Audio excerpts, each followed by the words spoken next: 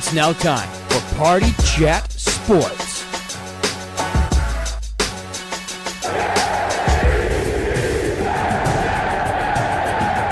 The only thing else I got to say is, how about them Cowboys?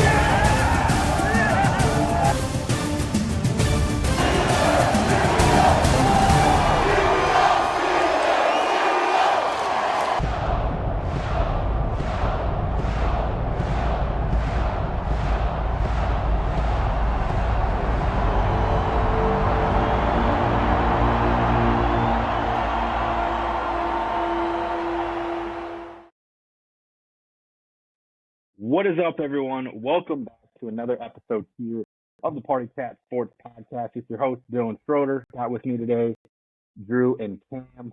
We're here. Week 8 just happened. A lot of games to get through. We'll touch on a lot of them. And some upsets, maybe. Some good games, some bad games, and the trade deadline, which I don't think we'll touch a lot on today. Gil, not here with us today. We'll have a solo episode tomorrow detailing a lot of the trade stuff.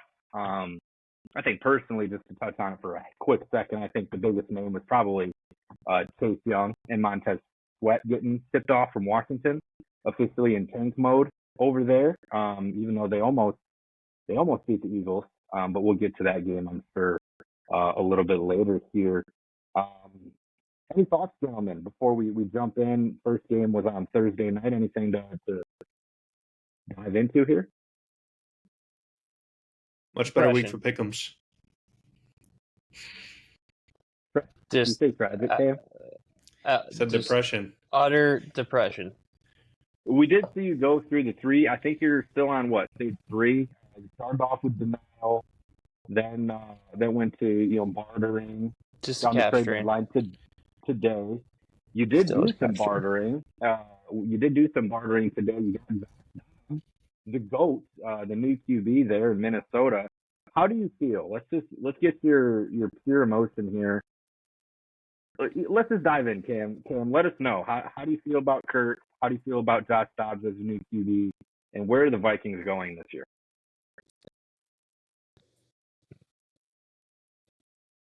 Well, it's really sad to see Kirk go down from a fluke injury.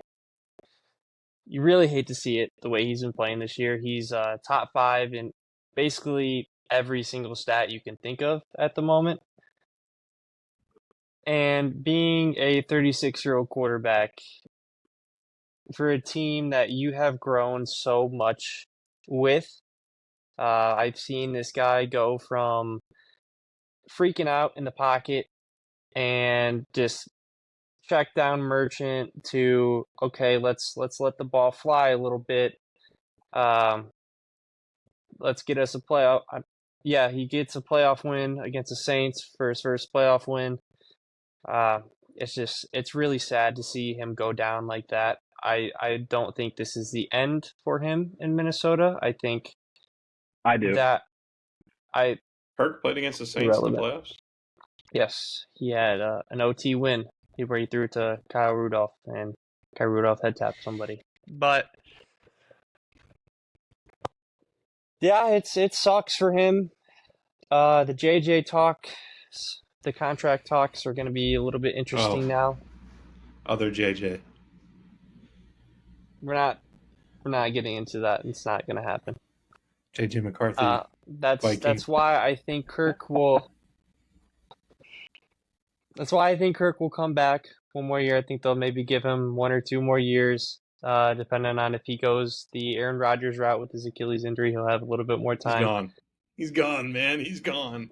But it's over. Kirk Cousins will not play another snap in the NFL. He's such a 49er. It's crazy. Because Brock Purdy is not the answer, and I think they're figuring that out. But yeah, Kirk Cousins, there's a reason they only give him a 1-year deal. They were already trying to move on. It felt like they were talking all year about how they needed a Super Bowl. And he's which would have been hilarious. Would have been hilarious to have 2 quarterbacks tear their Achilles. So that would have been pretty tragic.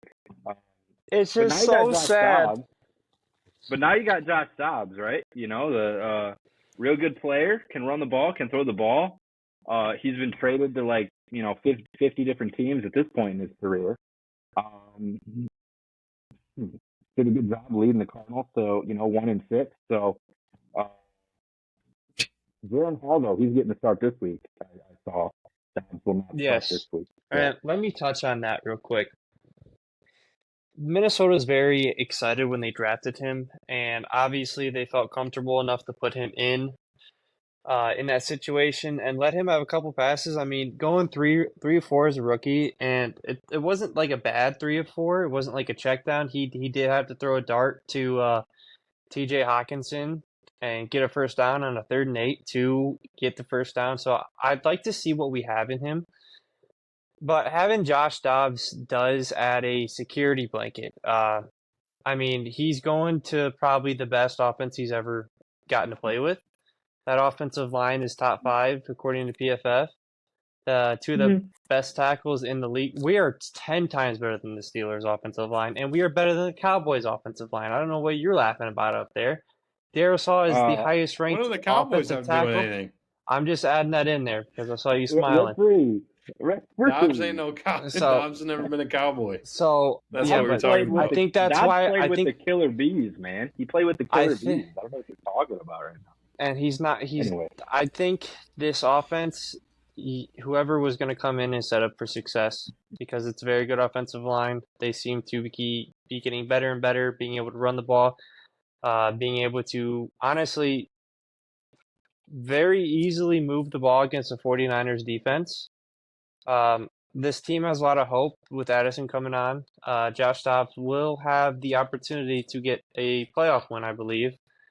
With the easy schedule, I think it's going to really help Minnesota and Josh Dobbs get. What are you laughing about? Because I know You you're ain't not this sniffing time. the playoffs. We're You ain't 4-4 even right now. sniffing the playoffs. I don't know why you think that, but that's fine. Because your quarterback is Josh Dobbs, bro. It's over. And he's It's gonna over. have The season's JJ. done. He's got It's Jordan done. Addison. It's He's got a over. great offensive line. Start thinking about pick number Defense 8, is bro. playing good right now. You ain't making We're the not drafting JJ playoffs. McCarthy. Morgan, I need an adult. These guys are making me sad. Yeah.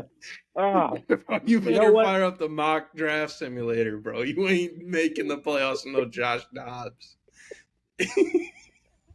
You better hope if we do make the playoffs and I we hope end you up make it, playing and the I hope we play Cowboys. you, bro. It's a free dub. I don't know about that. Josh Dobbs beat you this year. Week 1 bye. Oh my goodness. Anyways. I'm sorry, Cam. I feel that's for a you. lot I've of been there. I'm just gonna let it happen. Let the Vikings talk their talk. We'll be fine. Let it be known, We'll be fine. Party Chat viewers, let it be known that a mere hour before that injury happened, Cam, if you saw his parlay video, you know he had a lot of Steelers bets going. 14 yards off. 14. When 4. Kenny Pickett got, let me talk. When Kenny Pickett got injured, Cam celebrated the news that Kenny Pickett was hurt and out of the game because it meant one of his parlay legs was going to hit the first shot of $10. $10 was going to go to $924. So he of course, celebrated a quarterback getting injured, and instantly I said, "You are cursed. You are hexed." And about an hour later, cursed Achilles. And I just think, karma had a day on Sunday afternoon. And there's a reason he came up 14 yards short. I think it was more to curse him. okay, you know what? That's what you get. You know what? That's what you get. Last time this happened, you know who came in? When Teddy B went down, you know who came in? You know the quarterback. Mr. Trubisky? Case Keenum. Case Keenum. And do you know what happened that season? You He lost went in to the the playoffs? playoffs and won a playoff game. I guess Minneapolis you better say Case Miracle. Keenum real quick then. So that's all I'm going to say. Never got There's got faith. rid of Case Keenum, to be fair. There is faith, and there is a chance. And I don't need to be told from a Steelers fan who is literally dying watching his team every single week that we have no chance of least- making the playoffs. But I will digress. Let's get into these games. First game up, Buccaneers, Bills. Bills 24-18. Kind of a weird you didn't want me game. to bring up the Super Bowls, did Bills- you? Yeah, you glossed over that Bills real quick. came out and looked like they were going to just absolutely blow out the Buccaneers. And then all of a sudden the Buccaneers made a little bit of a push. Game came kind of down to the wire. If Chris Godwin turns his head around, this could be a whole different outcome. We could be talking about how the Bills are dead. So, Dylan, any thoughts on this game? Not really. Buffalo ended up winning. I had a really heated conversation today with my coworkers who said Josh Allen is not a top 10 QB. That's crazy. we got into it, and I started to make him list. I said, who is your top 10 QB list? Josh Allen came in at like number 8. They also threw shade at Dakota Prescott and said he was like top 15. So there was a lot of words flying back and forth. And they also said Trevor Lawrence was top 10. So there was a That's lot. all I need to know. There was That's all a lot I need to of know. words. Casual. That's something. We'll get into that. We'll get into that game in a second. There's a lot of words flying back and forth. They also said Jared Goff was like top 5, top 3. So Maybe this year, but no. Top 3 quarterback doesn't get blown out by 40 points against the Ravens. So in my brain, regardless of whatever happens. So I don't really have many thoughts on this game. I mean, Buffalo ended up winning. was that it? Oh. What are you doing over there? Oh my God. I was What are you checking doing? the NFL scores, and the ads started coming through. I couldn't hear my own thoughts. So I don't even know what the score was, but they won at the end of the day. Tampa Bay is not that good, so we'll see what Buffalo is doing by the end of the year. Right now, it really doesn't matter. That's all I got. They're kind of struggling. Bills. Feels like they should have dominated. You go in the middle. Shakir was their top receiver with 6 receptions and 92 yards. But if anybody else doesn't have anything on that game, we can move to the next one, which is the Rams and the Cowboys. Kind of a blowout. So we're just gonna throw it straight to Drew here. Drew, how do you feel about this game? Yeah, this was an ass whooping. I was very scared at the very beginning. The first drive, Dak got sacked like 3 times, like the very beginning of the game, and some a penalty saved us and kept the drive going alive. Are you joking? Okay, Christian Walker needs to be put on the bench right now. Just mid World Series reaction.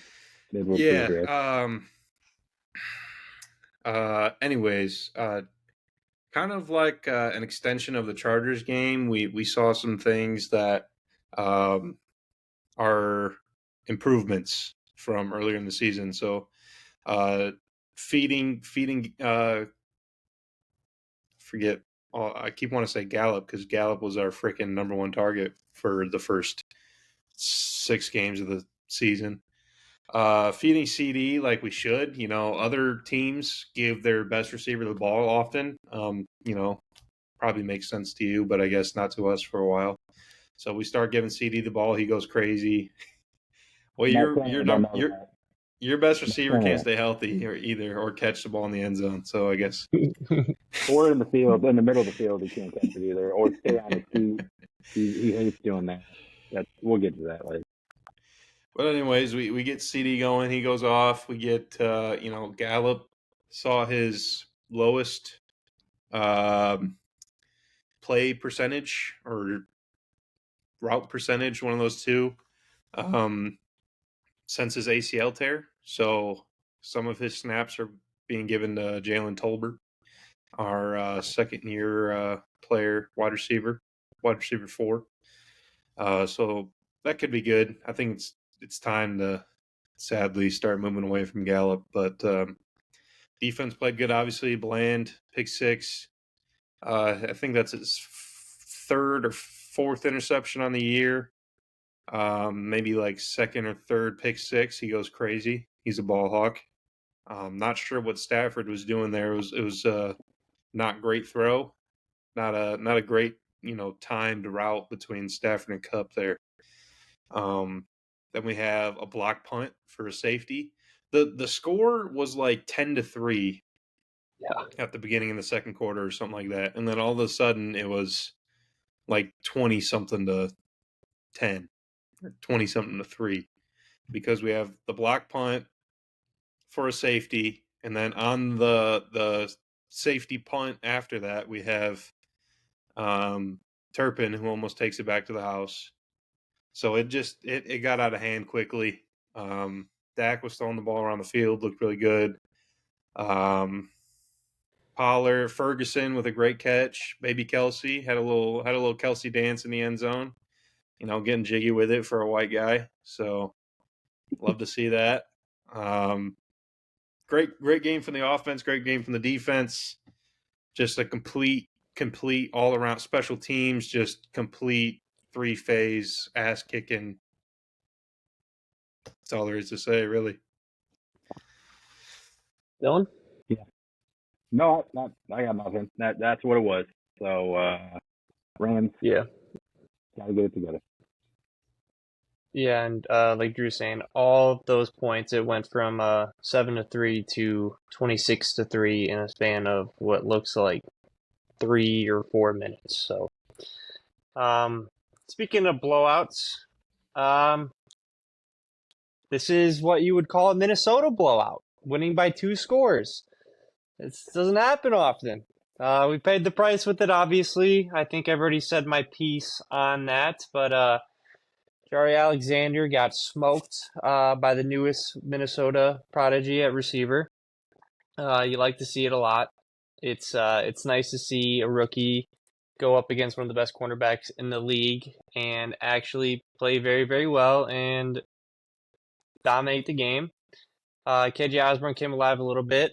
Defense played very, very well, especially after Kirk went out, forcing 2 turnovers, one after a fumble in their own red zone. So weird stat about this game.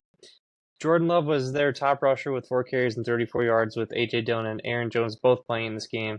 So a very strong defensive outing for the Vikings. That's what gives me a little bit more hope, because we were able to beat a bad team and do it very well on the defensive side of the ball, because defense is going to win you the big games, and that's what gives me hope before you guys try to clown me about me talking about the playoffs. So especially with an NFC where right now they're 4-4 and they're in the playoffs. So to lap the Vikings out of the playoffs right now, even without Kirk, yeah, like you got to remember who else is in the NFC. Like the NFC South is only going to have one team. Their top team right now is also 4-4. So it's not unrealistic, and once you get to the playoffs, anything can happen. So good overall win for the Vikings. What stage of grief is this? Let me just match this one up. Let's just match this one up for a second. NFC South gets a team. NFC North gets a team. That's going to be the Lions. NFC East gets 2 teams, Cowboys and Eagles. NFC West gets 2 teams, 2 teams, Seahawks and 49ers. So maybe the Vikings slip in at number 7, but... And you forget that they're very weak schedule coming up with a good defense and still a good offense. You don't have a QB, Cam. Josh Dobbs can play fine. You don't know about Jaron Hall. Steelers didn't have a QB, and they almost made the playoffs last year. Guess what? They didn't, bro. They did not. They didn't do it.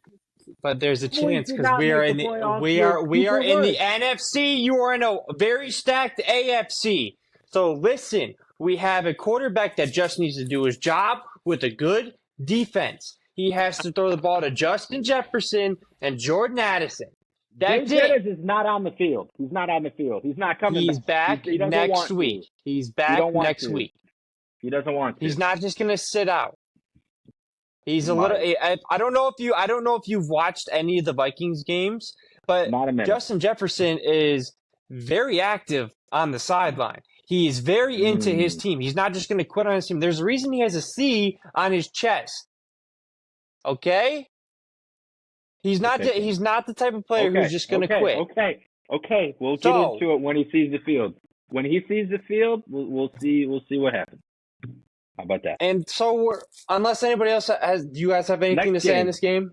Next game. Let's move it on. So, speaking of unproven quarterbacks that can, maybe make a freaking change in their team, Will Levis comes out with 4 touchdowns, basically throws the ball everywhere, does a fantastic job against a bad team.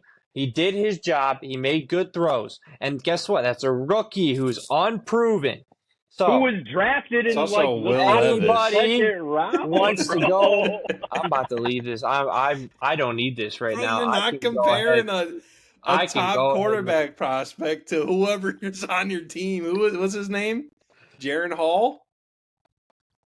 Selected with the 164th overall pick. And what was Purdy? Bro thinks he's got Tom Brady. And what was Purdy? Bad. Purdy is bad. We'll get to that. Not his rookie year. Not his rookie year. You don't have the Avengers like the Niners do. Our offense is the Avengers right now. We have a very good team. We have a great team. Enough Vikings talk, bro. We're going to lose listeners. Bro, he wasn't even talking that crazy when they had Kirk, bro. They somehow lost Kirk and got better.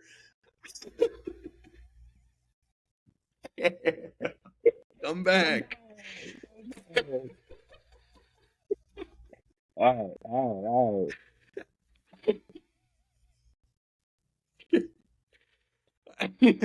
Well, let's try to get him back. We'll see what he ain't coming back. There's no way. Come back, Kim. I'm sorry. All right. That's got to be one of the stages of grief, though. It's got to be, right? I think it is. That's a mixture of. Is that part of bargaining? Bargaining with the devil, maybe. I don't know. Anyway, next game, Will Levis. He did look pretty good. He just looked good at throwing bombs to D-Hop. Yeah. Throwing them up, and the Falcons DBs were lost. Completely lost. Nowhere to be found. Will Levis. How about that? I'm gonna file one more message off the camp.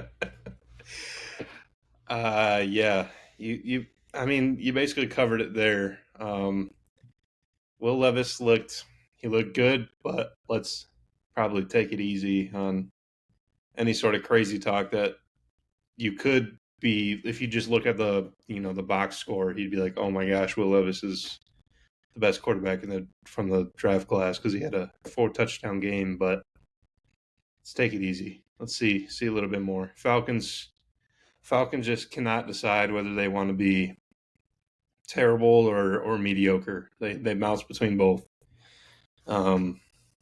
Although they looked a lot better with Heineke, that's for sure. So they did, yeah. Ritter definitely some questions, even though I think Heineke came out and said this is Desmond Ritter's team. I don't know that it will be at the end of the year, and definitely not next year. So, you never know with Arthur Smith. He doesn't know what he's doing. No, not at all. He's allergic to playing his best players. He hates it. Yeah. I think that's enough on that one. Just a mediocre game. We'll see Tennessee on, I believe, on the road Thursday in Pittsburgh for Thursday Night Football. Better defense with no Minka. I don't know if I'd call him a good defense. Cam Hayward might be back for this week though. But we'll see. I think Minka going on IR. Huh? Is Minka going on IR? To be determined. But he's definitely not playing on Thursday. So.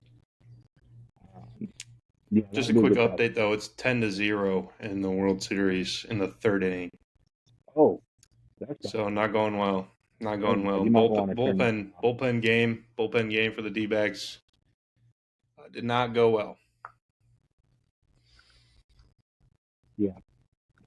You're just gonna wrap that one up and go out for what you doing 4? What do you next? Is this game 3 or is this game 4? Yeah, this is game 4. Then game 5 will be in Arizona. Down 3-1. Down 3-1. It's all right. They don't call them the answer backs for nothing. Like that. All right. While we move on now, next one. We got another message.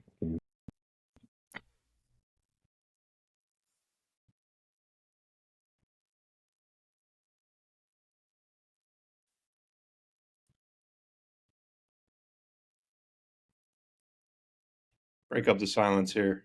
Currently messaging our third member. See if you want to rejoin us. So next game, New Orleans and the Indianapolis Colts. New Orleans won 38-27. Derek Carr over 300 yards. They finally started to throw it to Rashid Shaheed, who is pretty good, they realized, and pretty fast, which is good. So I think they'll probably end up doing that more often. Indianapolis, it's not going to be a good year for them, especially, playing with a backup quarterback. Probably the rest of the year, we'll see if Richardson comes back from the shoulder.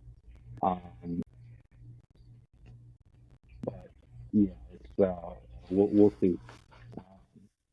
I need all the Shaheed targets to go to Olave instead. Did he play?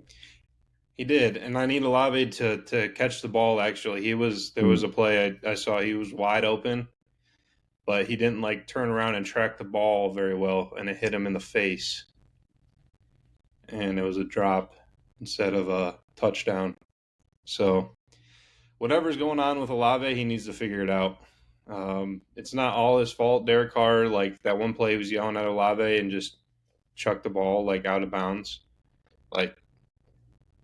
That's not on Olave, but also don't be stupid driving like Henry Ruggs. Don't be freaking dropping the ball.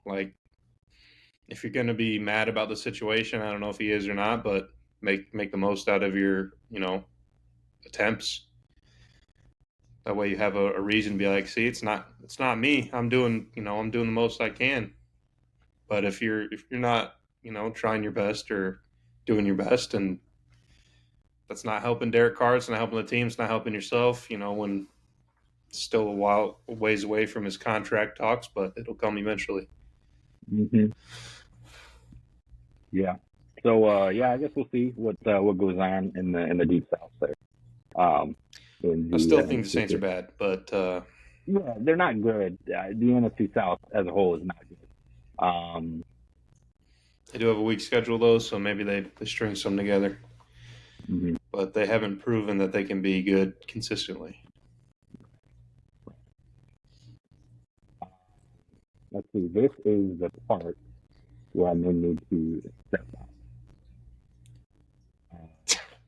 Leave me hanging, Solo. You just pass the middle here, and I'll be back in 10 minutes. Is that a possibility? 10 minutes. Oh, you gotta let me get the freaking pick'ems pulled up, I guess. Just pull up the ESPN schedule on. You bum. I pulled up the pick'ems. New England and Miami's net. Well, the scores aren't. All right, go. All right, just.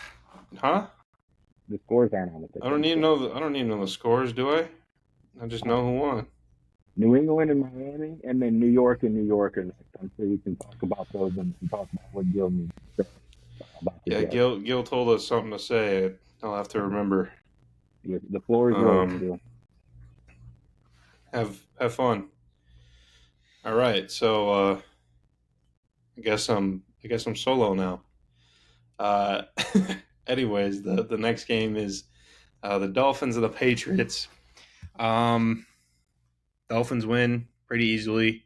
Biggest moment of the game probably is Jalen Ramsey, who just came back from his injury pretty quickly, honestly, if you think about it. I don't know what the usual timeline is for ACL, but it feels like Jalen Ramsey came back pretty quick. He gets a pick, almost a pick six. Mike McDaniels had a little. I didn't want to call him Josh McDaniels.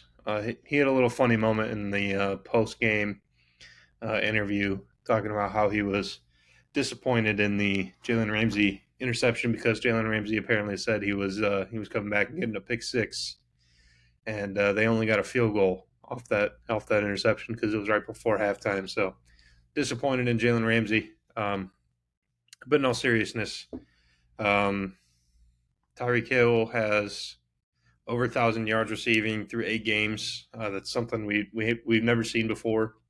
He's on pace for, I think, over 2,000 yards. So another thing we haven't seen before in the NFL. So obviously another game, but still this pace through 8 games is unmatched. So excited to see that still rolling. Tua look good. Waddle look good. Like I said, getting Ramsey back is huge. Patriots have been struggling.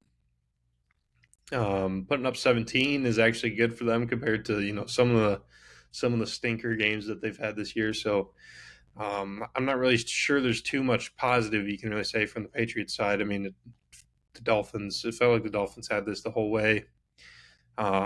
Still need to see the Dolphins put together a good performance like this against a good team.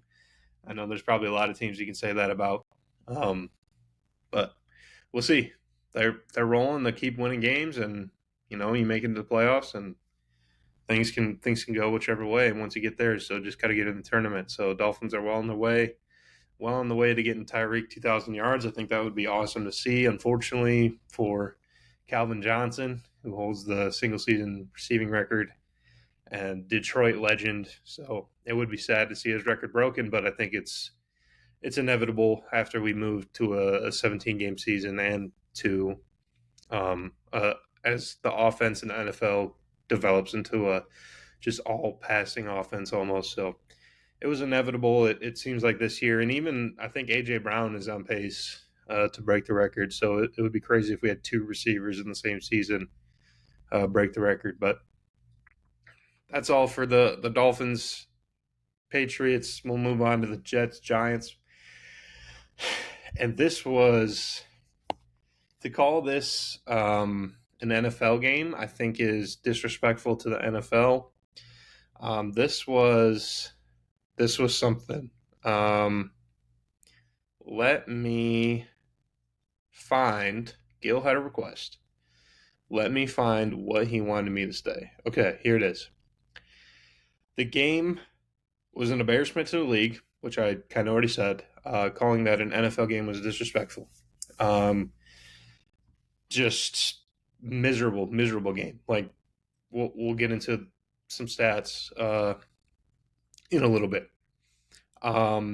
Painful for the eyes. I think that goes without saying. MetLife, the field, should be burned to the ground. And that is because it is just, for whatever reason, it's probably the type of turf that they have on the field.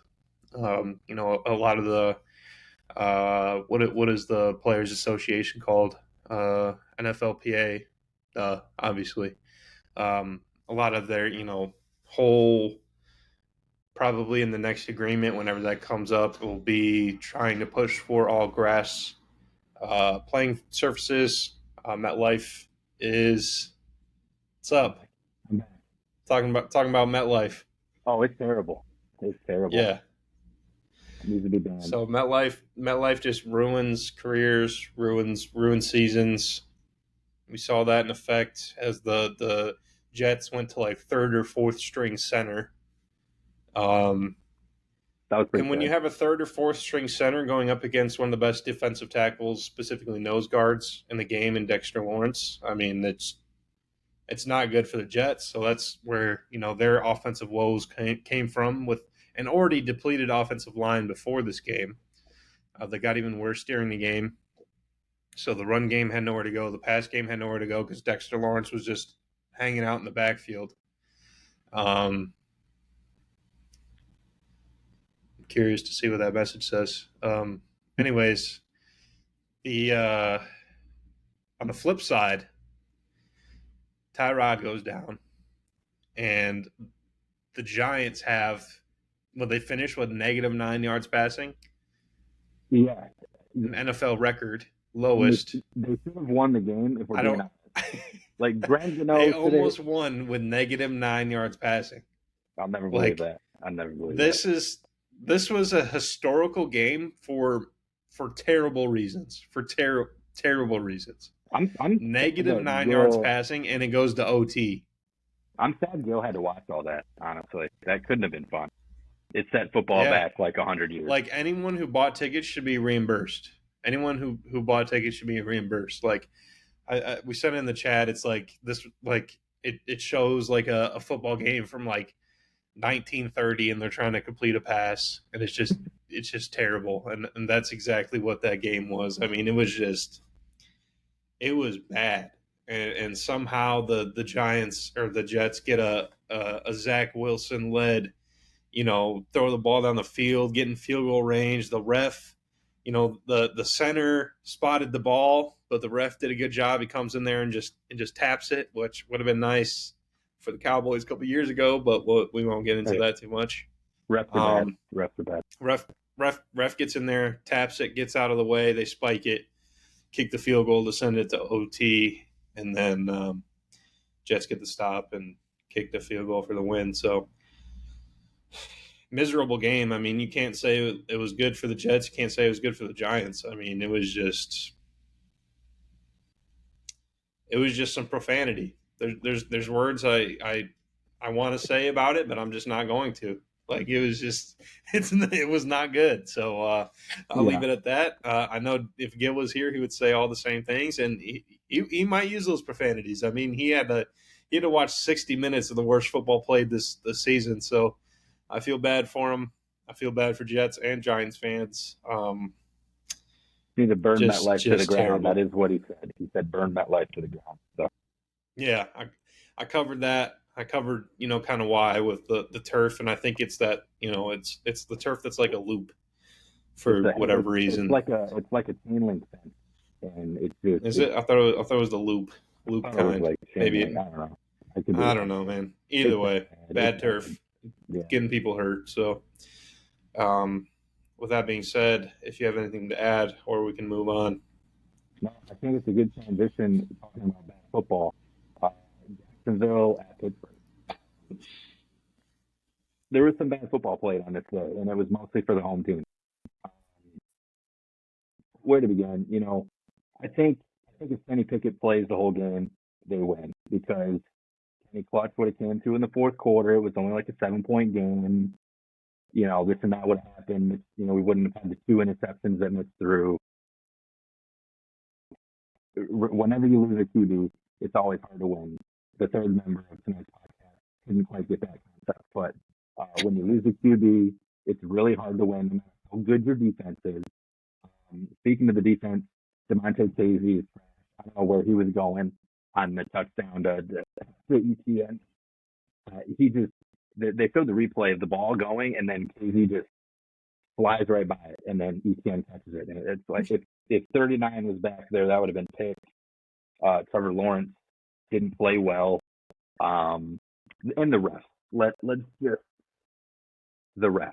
Okay, blatantly saving points off the scoreboard. They called an offsides on the offense. They showed the replay. Not even close. Yes, bad. Roughing the passer call, one of the worst I've ever seen. And then Kenny gets destroyed, like ruins his rib cage, gets knocked out of the game. But that's not roughing the passer. Okay, whatever. The refs were against the Steelers all game. Never want to hear refs or with the Steelers ever again after watching that. But at the end of the day, you're going to hear it. Yeah, at the end of the day, he still got a 4 point. I mean, the first 4 drives were all 3 and out, and he was in all those drives. So the offense is still not starting fast enough. It's still starting slow. The defense can only do so much. And they had 3 turnovers. When's the last time you lost a game getting 3 turnovers? Or maybe it might even have been 4. It was a ton. And they still ended up losing. I don't remember what the final score was. 10 points. 20-10. 20-10. Real final score was 20-13. Still one possession game. And the Steelers had The real ball. final score? Yeah, the real final score. Still had a chance to go down there and tie the game if Mitch doesn't throw it into triple coverage and gets intercepted. Deontay catches a pass on the first play of the game. He has a chance to score right away. So team's there. Jacksonville. There was a lot of Deontay. Deontay went out, had a pretty, I don't want to call it a bad game, but so he had some, like you just said, missed opportunities. And then wants to talk about the refs. Like, okay, refs did bad, but you didn't exactly help yourself or the team. He did with, say with some of your drops and your fall down in the end zone. He did say, he was like, I had one or two plays that I could have had out there, but man, the refs is what lost us the game. I think that was like his exact quote. So I kind of disagree with it a little bit. I feel like if he just stays on his feet like once, they have a better chance. So he's actually allergic to scoring. He is.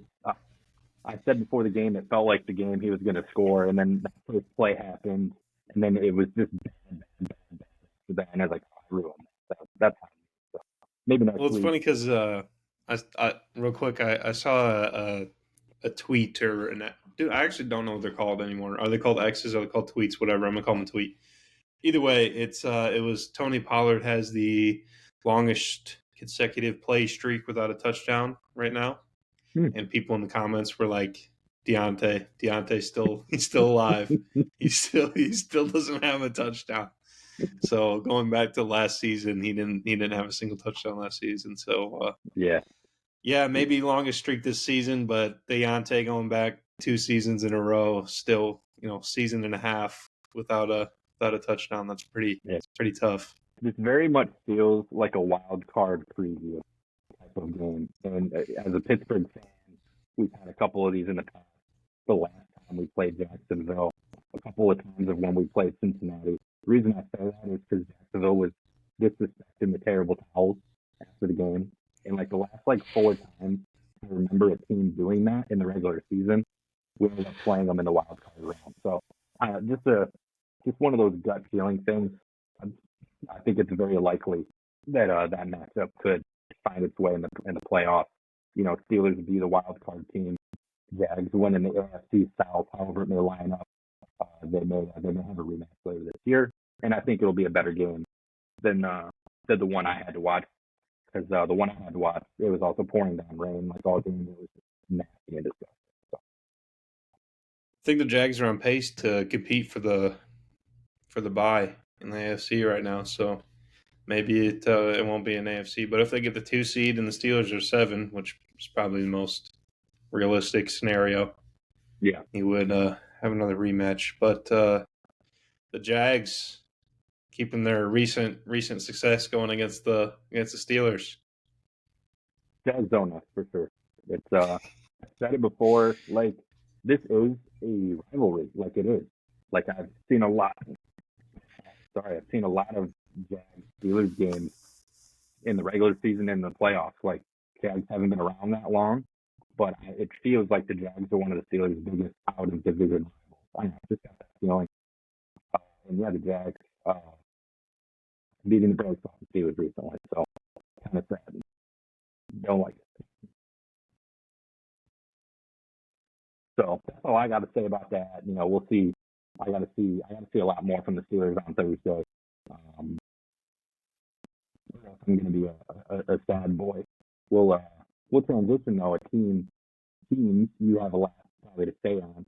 Philadelphia squeaking by Washington, 38-31 in a game it looked like Philadelphia should have lost for a very long time. What are your thoughts? Yeah, well, for whatever reason, the Commanders just kind of have the Eagles numbered. I mean, they didn't win either of the games this year, so maybe you want to call me an idiot for saying that, but they they competed with a team where on paper they are nowhere near each other as far as talent goes. And Sam Howell, the Eagles defense made Sam Howell look like he was one of the best quarterbacks in the league. I mean, he was At one point, he was like Super nearly 32 of 400 40 yards. or something. Yeah, Yeah, he he 397. had a for a while through most of the game until the fourth quarter there. He was slinging the ball, and there was nothing the Eagles could do about it. Um, couple lucky breaks go the Eagles' way. No surprise there. Devonta Smith has a fourth down catch that looked upon quick review that he dropped, but there was no official review. AJ Brown scores after that. I think the Eagles take the lead and never give it up after that point. So, as Gil talked, Commanders, kind of had a fire sale today. So I think that was probably their last chance at, maybe if they win that game, they turn into, I don't know if they'd be buyers, but maybe they're not selling quite as much. But kind of feels like the season for the Commanders after that game and after what we saw at the trade deadline feels like they're kind of just coasting the rest of the way. I'm sure they're not going to be purposely trying to lose, but maybe if Howell keeps going crazy, they win some games, but Eagles squeak away with another. Those dirty birds. Yeah, they do. Still the matchup with Dallas a few weeks out. This week. Ooh, that'll be Philly. That'll be something. If the Eagles squeak that one out, we're gonna need to put you on one. If the Cowboys lose that game. So.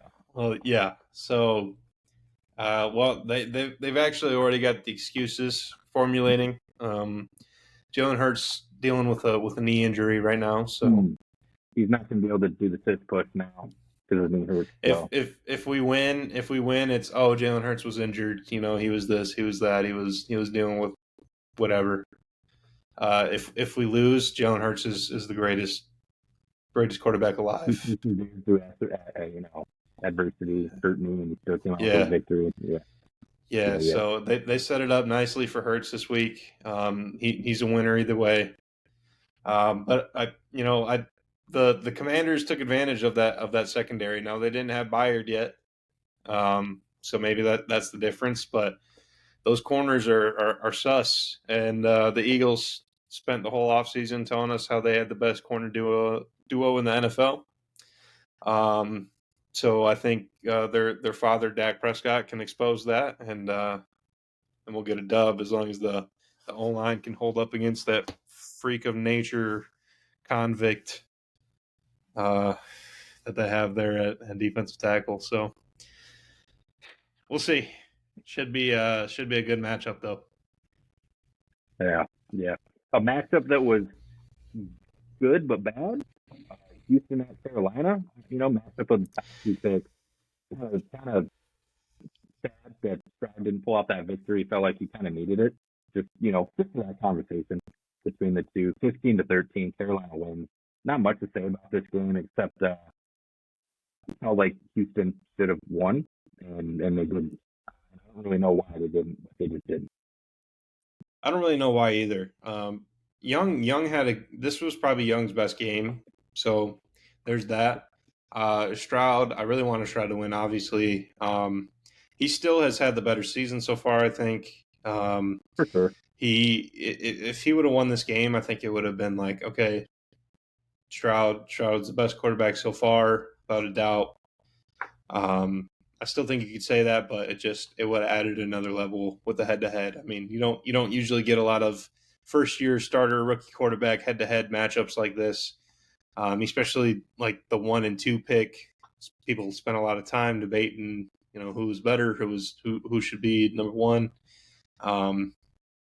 So it was an interesting matchup for that, that storyline. But like I said, Bryce Young he played pretty good. Stroud played okay. Just couldn't get the job done. Carolina gets their first win. Now the Cards are projected the number 1 pick. So yeah, and they traded away their starting QB. But we'll get to the Cardinals in a second. games like that make me question the Steelers' entire life. Like, how do they go get blown out in Houston, and then Houston loses to an 0-6 Carolina team? I mean, it just hurts my brain. Even Each trying to week's think about it. independent, I guess. Each week is independent. That's why the NFL is the GOAT and why it is what it is. Moving on. That's why you play the game. Yeah, that's why you play the game. Moving on. Cleveland at Seattle. Seattle gets the dub 24-20. Cleveland, what are you doing, man? I guess you don't have a quarterback is what they're doing. P.J. Walker didn't play well. Deshaun Watson is in the most overpaid, whatever you want it, whatever kind of name you want to give him. It's the worst. I had a Cleveland Browns fan over the weekend call me a clown for being a Steelers fan, and I just looked at him. I didn't know he was a Cleveland fan when he first said that. Then I asked him, who's your team? And he said the Cleveland Browns, and I just started laughing my ass off because I can't take that seriously. So, again, they should have won. As a Cleveland fan, you have no footing in the argument regarding football. Like, absolutely. You are a Cleveland Brown. You even the Cleveland Browns that are good aren't your Cleveland Browns. Those are the Ravens now, I think. They are. So like your whole franchise is just terrible. You're either a Ravens fan of the old Cleveland Browns, and now you're a Ravens fan, or you're the Cleveland Browns now, or have just never been good and are not going to be good anytime soon because they ruined themselves by giving the most guaranteed money to a rapist. So that'll happen. Yeah, that karma's a bitch, I guess. That is not a good recipe for success. So, enough said there. I mean, Seattle, like they keep playing this like good thing that they got going. I don't know if they're good or not. I think they're good enough to make the playoffs, like it kind of counted to earlier. Yeah, I think they're going to make the playoffs easily, but they'll lose first round to whoever they're playing or whatever. And go this is a game where it feels like just because the Browns situation at quarterback, it feels like the Seahawks really should have probably ran away with this one. But that Browns defense, I mean, it's still no joke. Like, you got to be on your A game, otherwise you're gonna have a bad day. Yeah, I think they're number one in the league in a lot of statistical categories. Yeah, so even though it wasn't really necessarily an impressive day, I guess, really, at least it didn't feel like one for Seattle. They still had to go up against the best defense and get the job done. So that one they did. They did. They should have done it against Cincinnati weeks before, and I'm still mad about that. But it is what it is. So a game that was really surprising. Kansas City had Denver winning 24-9. They're going to say it's because Mahomes was sick. I'm going to say it's because Mahomes hasn't been playing that well in the last handful of weeks. Really this year. I don't think he's really played that well, and the Chiefs hasn't played that well. I know they were, 6-1 going into the game. Now they're 6-2 because they lost to Denver, who has been on the upswing, even though the record doesn't show it. They've been playing close games all year, and Russell Wilson has been playing good. And it's hard to say. He's like a top 5 fantasy QB, but probably because they've been down in games a lot. So, his stats, if you look at them in a vacuum. Yeah, nobody can beat Denver 16 times in a row. Nobody can do it. Yeah, no one can beat him. This would have been 9 years straight. No one can beat him 9 years straight. Can't do it. It's impossible. Before they have something to say about it. So, yeah. Good for Denver, I guess. Chiefs looked bad.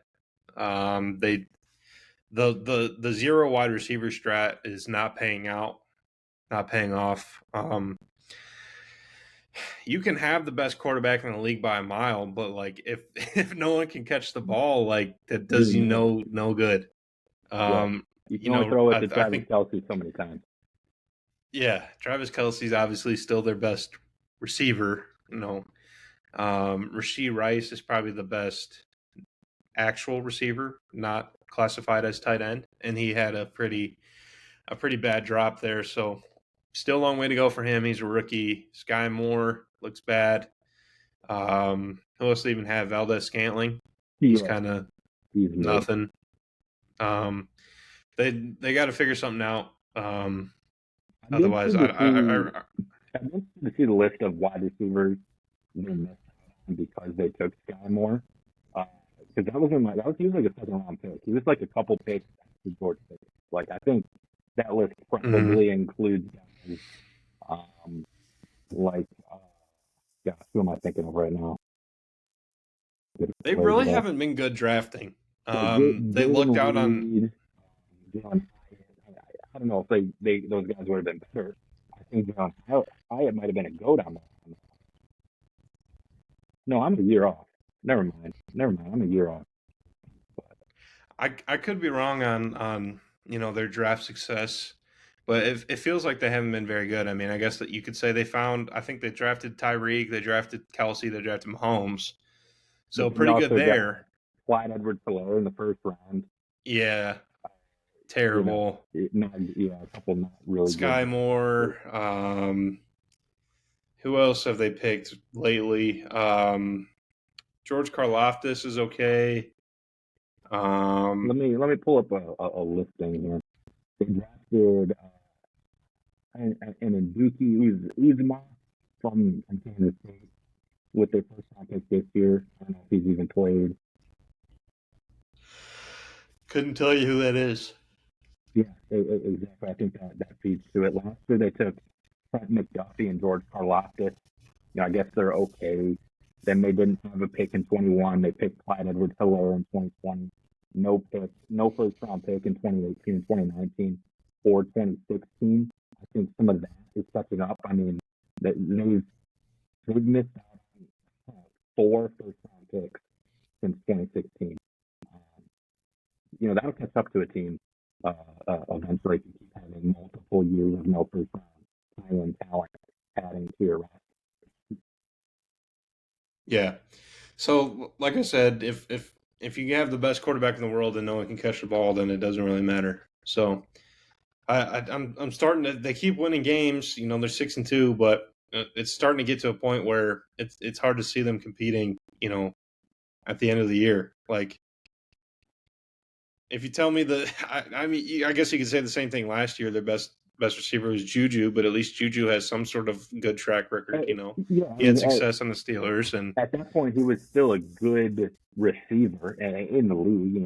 He was their slot guy, but he was still, a guy that Mahomes could easily go to on third down to get a first down. And Travis Kelce, that spreads out the offense. So right now, even with adding Nicole, who I don't even know if he played on Sunday, but I think he played like punt returner and had like a muff or something or fumble. No. So his return was terrible. Yeah, not good. So they need some help, definitely. All right. If that's all for that one, next game, Baltimore at Arizona.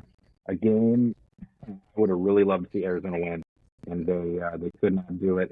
Baltimore wins 31-24, and then Arizona their quarterback after the game. Downs led the game in passing with 208 yards. So again, Lamar can't throw, but he does enough with his legs to win games, and their defense is really good. So I didn't really get to watch a lot of this game, so I can't really comment too much on it. I was just scoreboard watching, hoping that they would lose. Unfortunately, Baltimore did not lose. The game started off pretty close, and it looked like the Cardinals were going to be able to, put up a fight, maybe pull off an upset. But towards the middle, the score's a lot closer looking at the final than I remember it being.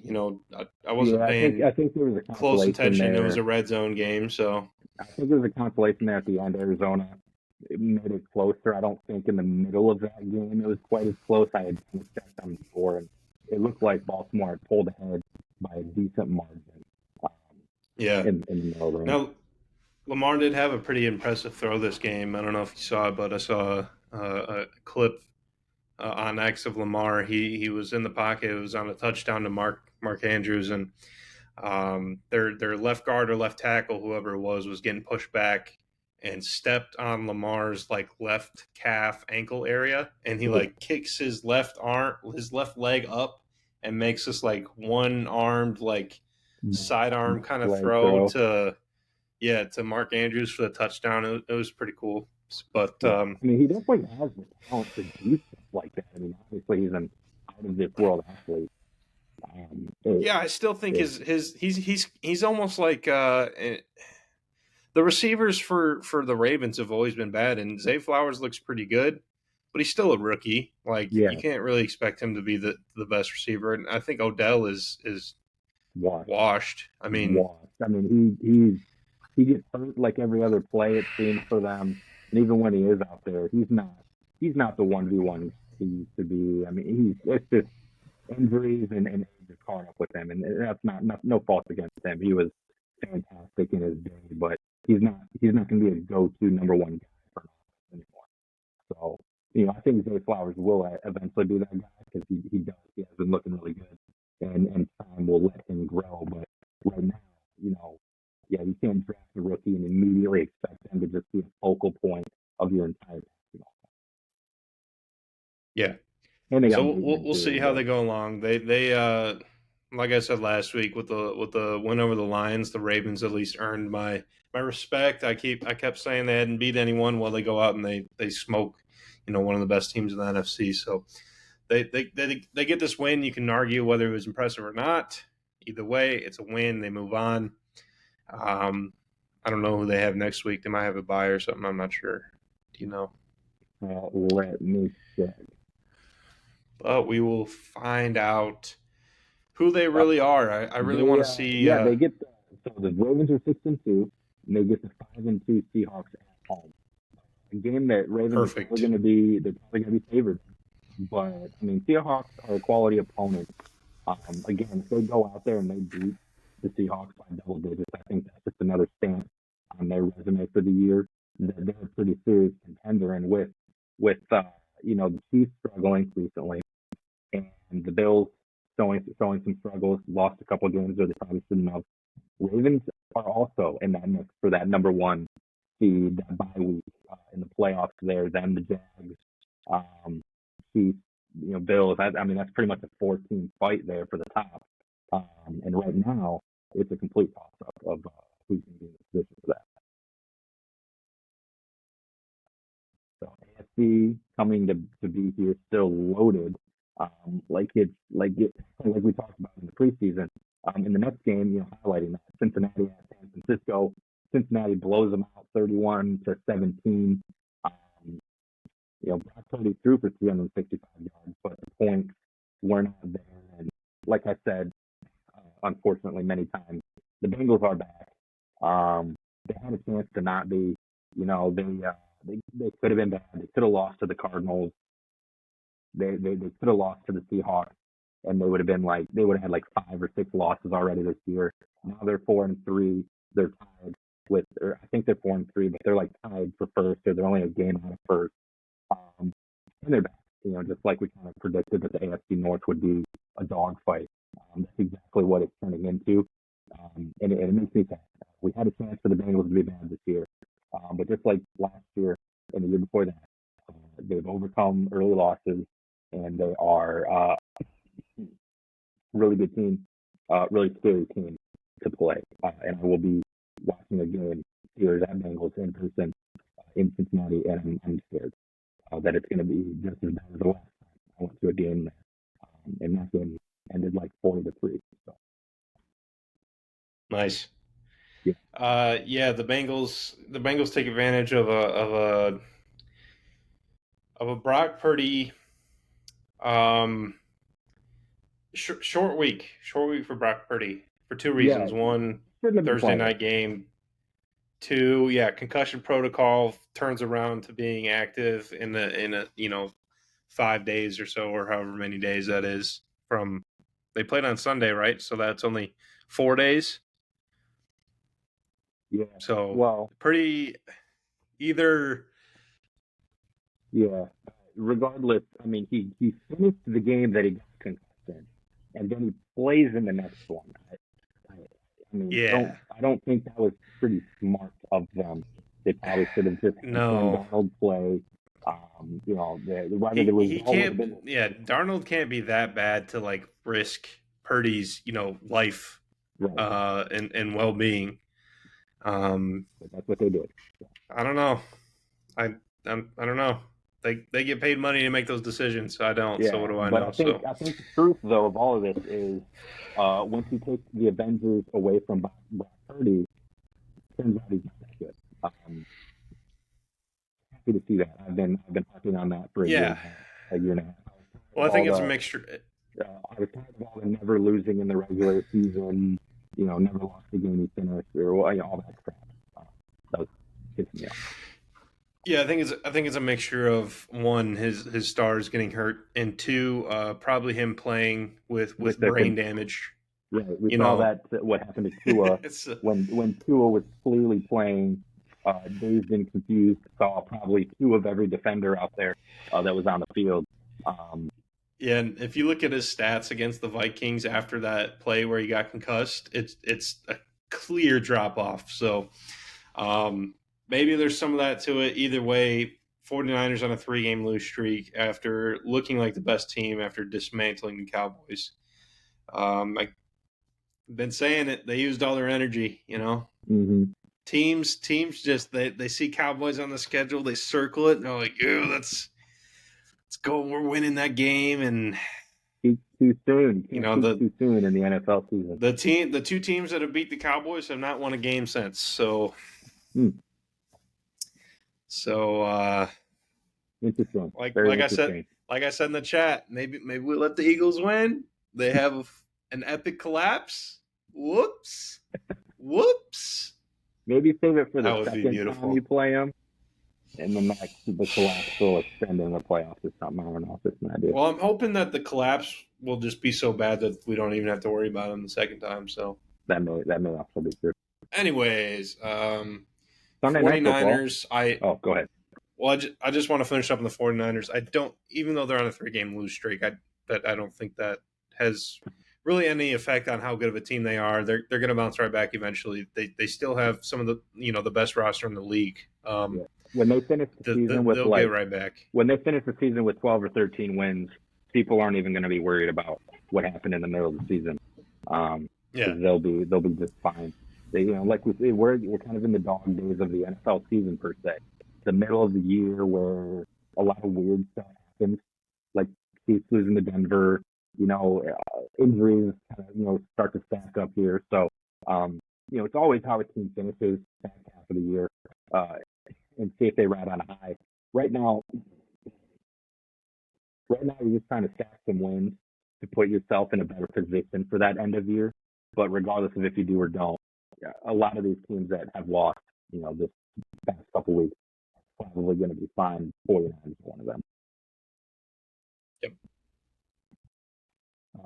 Then there's Sunday Night Football. Chicago at LA Chargers, 30-13. Herbert threw for nearly 300 yards. The leading rusher of this game was Dante Foreman with 34 yards on the ground. Wow.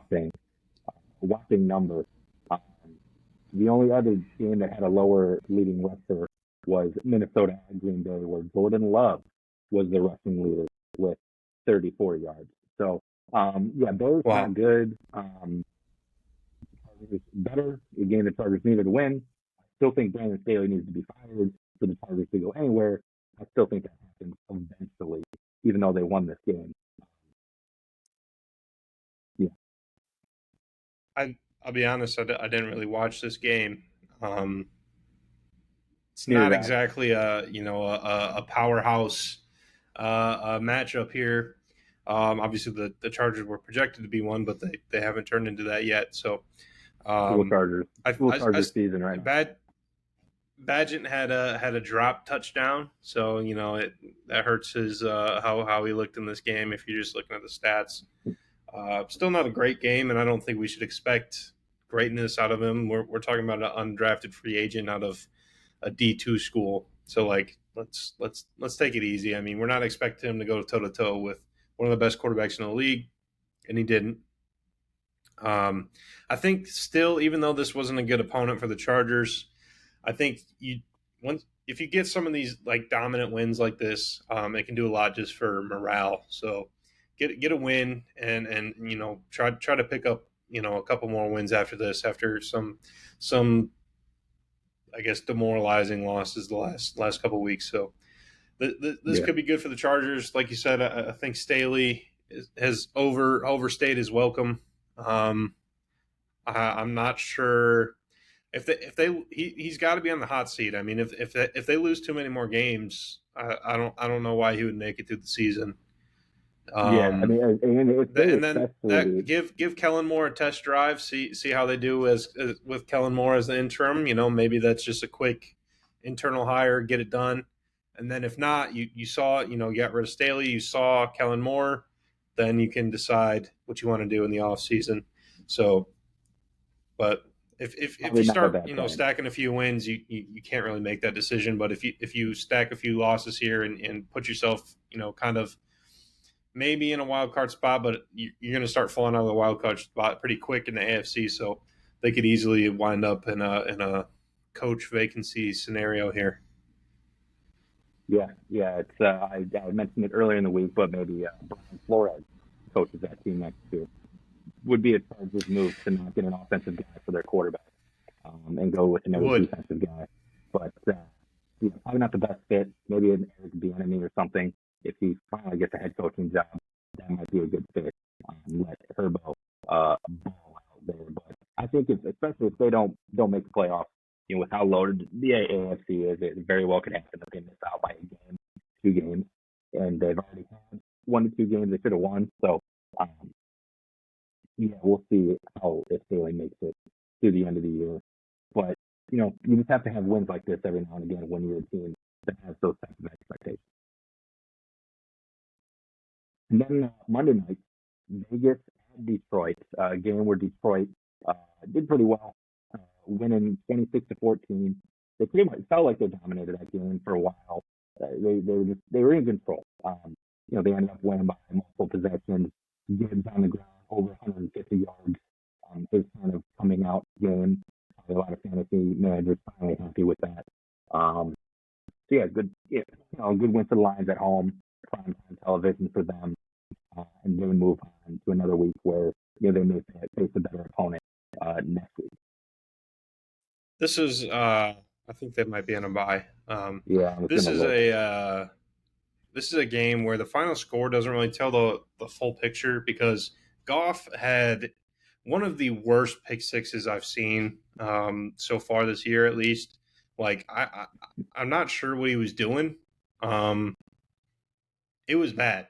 Like he just spotted the Raiders a touchdown pretty much. Yeah. Jimmy Garoppolo looked like a non-NFL quarterback. He looked terrible. Quarterback. He's bad.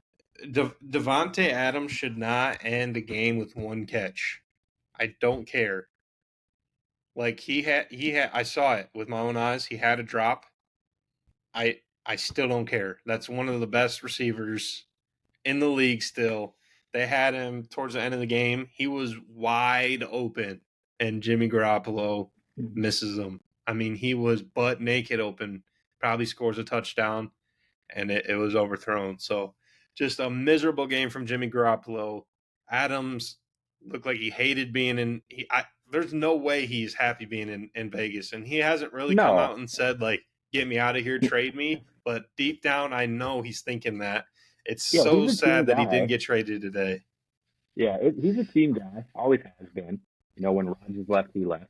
I think that they left at the same time. Or I might be a year off. Regardless, he left the year before. But I think Rodgers kind of probably told him that his time was coming to an end. Rodgers probably said, "Get out of here, go, whatever." I mean, he was playing with his boy, Derek Carr. I mean, that was his boy, and then they shipped him off. Get Jimmy G, basically a glorified backup QB that's starting right now. Josh McDaniels, no way he finishes the year. I mean, I don't see how he possibly could. Well, he's probably the worst quarterback or worst head coach in the league. I wouldn't be surprised, with Mark Davis, whatever his it's Mark, right? Either way, the owner. Yeah, I think it is. Telling we talked about this before. Telling the fans get smarter when they were telling them that. I don't know. Something's weird about it. I just even though he should be fired, I don't see him getting fired. He's an offensive guy, and the Raiders have one of the worst offenses, if not the worst offense in the Well, league. So that should immediately get you fired.